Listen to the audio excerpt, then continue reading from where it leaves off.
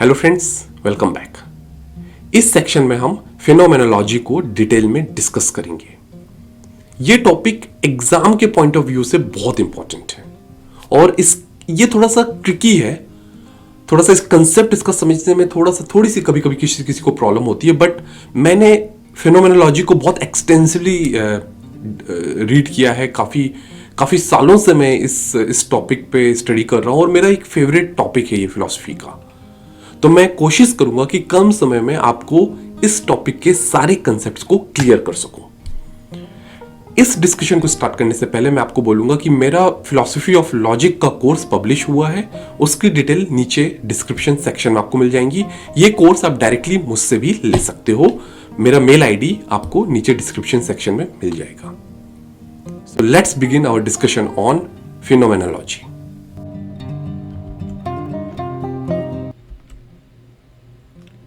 इससे पहले कि मैं आपको फिनोमेनोलॉजी की डेफिनेशन बोलूं, मैं हाई लेवल पे सारी फिलॉसफी की ब्रांचेस के ऑब्जेक्टिव को क्लियर करना चाहता हूं। For example, ontology is the study of beings.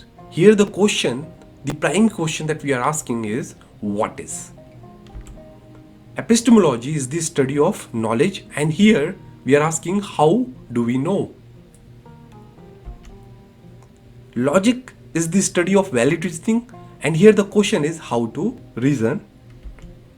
Ethics is the study of right and wrong, and here the question is how one should act. And the last but not the least, phenomenology is the study of our experience, how we experience. अब यहाँ एक question हो सकता है आपके दिमाग में कि फिनोमेनोलॉजी में हम एक्सपीरियंस की बात कर रहे हैं और जो एम्पिरिसिज्म है वहां भी एक्सपीरियंस के बारे में बात होती है। तो क्वेश्चन ये है कि what is the difference between empiricism and phenomenology? If they both are talking about the experience, then what is the difference? So अगर मैं बाय डेफिनेशन जाऊं एम्पिरिसिज्म की, तो it's a pursue of knowledge purely through experience, specially by means of observation and sometimes by experimentation. Okay, so pursue of knowledge purely through experience, और यहां जो हम experience की बात कर रहे हैं वो सेंसरी एक्सपीरियंस है, experience through our senses. However, when we talk about the phenomenology, so by definition, phenomenology is the study of structures of experiences by a conscious being. तो अगर मैं words को थोड़ा इधर उधर करूं तो it's here we are talking about a conscious experience. तभी यह क्वेश्चन आता है कि what makes an experience a conscious experience? It is a certain awareness one has to have of the experience while living through or performing it. So when you do something consciously, so when you are observing something or when you are watching something and you are aware that you are watching something, so you have to study the experience. Okay, the structure of experience. We'll talk about phenomena and all later on in the next slide, but here just to understand the difference between empiricism and phenomenology, you need to understand that it's not only the experience, because अगर आप किसी चीज को देख रहे हो, किसी object को देख रहे हो, तो वो एम्पिरिसिज्म के अंडर आएगा। जो नॉलेज आपको वहां मिल रहा है वो एम्पिरिसिज्म के अंडर आएगा। लेकिन अगर आप उस एक्सपीरियंस को स्टडी कर रहे हो, आप कॉन्शियसली आपको मालूम है कि आप किसी ऑब्जेक्ट को ऑब्जर्व कर रहे हो या ऑब्जेक्ट को परसीव कर रहे हो, कॉन्शियसली अगर वो परसेप्शन हो रहा है, तो वो फिनोमेनोलॉजी के अंडर में आएगा। अभी एक और जो मेजर डिफरेंस है जो मैं मिस नहीं करना चाहता, एम्पिरिसिज्म में जैसा मैंने आपको बताया कि वहां हम मेनली सेंसरी एक्सपीरियंसेस की बात करते हैं, बट फिनोमेनोलॉजी सिर्फ सेंसरी एक्सपीरियंस तक रिस्ट्रिक्टेड नहीं है, लिमिटेड नहीं है। यहाँ any experience through perception, thought, memory, imagination, emotion, desire, awareness, action, activity, your language, any experience through any of these things will under the phenomenology. That will be considered as a valid experience. Okay, तो यहाँ जो difference वो clear है। हमारा जो main question है वो अभी भी है कि what is phenomenology. Simple definition अगर मैं बोलूँ तो phenomenology is the study of phenomena.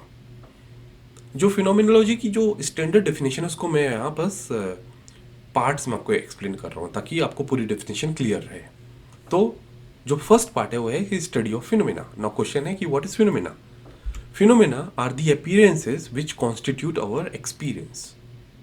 Okay अगर आपको कैंट की थ्योरी याद हो तो उसमें नॉमिना और फिनोमेना के बारे में डिस्कस किया गया है. Noumena means things in themselves और phenomena things as they appear to us. For example अगर आप एक बॉल को देखते हो तो जो आपका उसकी जो इमेज आपके कॉन्शियसनेस में बनती है, अपीयरेंस जो कॉन्शियसनेस में बनता है, वही उस बॉल का रियल नॉलेज आपको देता है as per cantt. You know नॉमिना जो होता है थिंग्स इन देमसेल्व्स, वो हमें कभी नहीं पता कर सकता, वो ह्यूमन का लिमिटेशन है. हमें कभी नहीं पता चलेगा कि वो बॉल एक्चुअली में कैसी है. हम उसे जैसा परसीव कर रहे हैं वही हमारा नॉलेज कॉन्स्टिट्यूट करता है. ओके एंड फिनोमेनोलॉजी जो है उसकी स्टडी को बोलते हैं. ओके फिनोमेना की स्टडी को बोलते हैं. नाउ अगेन मैं फिर से इसको रिपीट करूंगा कि ये सिर्फ सेंसरी एक्सपीरियंस को नहीं है, सेंसरी एक्सपीरियंस तक रिस्ट्रिक्टेड नहीं है. ये इसके अंदर में आपकी कोई भी एक्सपीरियंस या कोई भी event happening around you through memory, through imagination, through emotion, through desire, किसी भी जरिए से अगर जो इवेंट आपके माइंड में या कॉन्शियसनेस में हो रहा है उसे हम फिनोमेना बोलेंगे, वो उस फिनोमेना की कैटेगरी में आएगा. ओके जो थर्ड पार्ट है इस डेफिनेशन का वो है कि phenomenology studies phenomena as experienced from the subjective और first person point of view. Okay तो यहाँ what is first person point of view, ये एक कंफ्यूजिंग है डेफिनेशन में. अगर आपको क्लियर नहीं है तो मैं आपको इसको एक्सप्लेन करता हूँ. When I am talking about my experiences, my emotions और anything related to me, that is the first person point of view. When I am talking about your emotion, your desire, your experiences, then it's the second person point of view. And if we both are talking about someone's desire, someone's emotions or someone's experience, that's the third person point of view. Okay so phenomenology जो है वो किसके perspective या किसके context में होता है? From the first person point of view. How I experience the world is my theory of phenomenology. Okay that make sense. तो इन सारे पॉइंट्स को अगर मैं कंसोलिडेट करूं तो उसकी जो स्टैंडर्ड डेफिनेशन है फिनोमेनोलॉजी की वो है phenomenology is the study of structures of consciousness और experiences as experienced from the first person point of view. Let's move on to the next slide, that is the evolution of phenomenology. Phenomenology 20th century में invent नहीं हुआ है bye Edmund हुसरेल. ये उससे पहले भी इस टर्म का यूज़ किया गया है by different philosophers. For example 1736 में जर्मन फिलोसोफर क्रिस्टोफ फ्राइडरिच ने इस टर्म का यूज़ किया. उसने इस टर्म को लैटिन टर्म फिनोमेनोलॉजिया से डिराइव किया था. Also in 1807, G.W.F. Hegel, wrote a book titled Phenomenology of Spirit. वहाँ भी इसका मेंशन हुआ है. ऑब्वियसली केंट के बारे में हमने डिस्कस किया था कि केंट ने नॉमिना और फिनोमिना के बारे में डिस्कस किया था कि noumena things in themselves and phenomena things as they appear to us. And in 20th century जो मॉडर्न कंसेप्ट है फिनोमेनोलॉजी का वो हम तक पहुंचा बाई एडमंड हुसरेल. ओके और ये उसने दिया through his work called the logical investigation. Okay तो जो फिनोमेनोलॉजी है एज ए सब्जेक्ट और एज ए ब्रांच काफ़ी सालों से या काफ़ी टाइम से है, और बट डिफरेंट एरा में इसकी डेफिनेशन चेंज होती रही है. डिफरेंट ब्रांचेस ने इसको डिफरेंटली डिफाइन किया है. Okay for example for empiricists, phenomena, because phenomenology is the study of phenomena. For empiricists, what is phenomena? Phenomena constitutes of mostly the experiences through our senses. So for them, the definition is still the same, the study of phenomenology, but definition of phenomena is restricted to the experiences through our senses. Okay? For rationalists, rational ideas, those are distinct and clear, they are the real phenomena. For Kant fused both empiricists and rationalists and gave a middle way for experience as a valid phenomena. For Auguste Comte, phenomena are the facts because he believed in theory of science. So for him phenomena are the facts that only science can explain. So over the period or by different branches of philosophy, the phenomena was being described differently. Okay, but it is Edmund Husserl who gave us the modern definition of the phenomenology and phenomena. Okay. Next जो topic हम discuss कर रहे हैं वो है इंटेंशनलिटी. छोटा सा topic है बट बहुत इंपॉर्टेंट है. एक्सपीरियंस में बहुत बड़ा रोल प्ले करता है इंटेंशन, क्योंकि बिना इंटेंशन के एक्सपीरियंस पॉसिबल नहीं है, कोई भी एक्सपीरियंस. और अगेन जब भी मैं एक्सपीरियंस बोलूँ तो यहाँ सिर्फ सेंसरी एक्सपीरियंस की मैं बात नहीं कर रहा हूँ, मैं सारे एक्सपीरियंसेस की बात कर रहा हूँ. ओके. फॉर एग्जाम्पल अगर आप रिग्रेट कर रहे हो तो you are regretting about something. If you are hoping something so you are hoping for something. So with every experience there is an intention. So definition wise, intention is the central structure of an experience.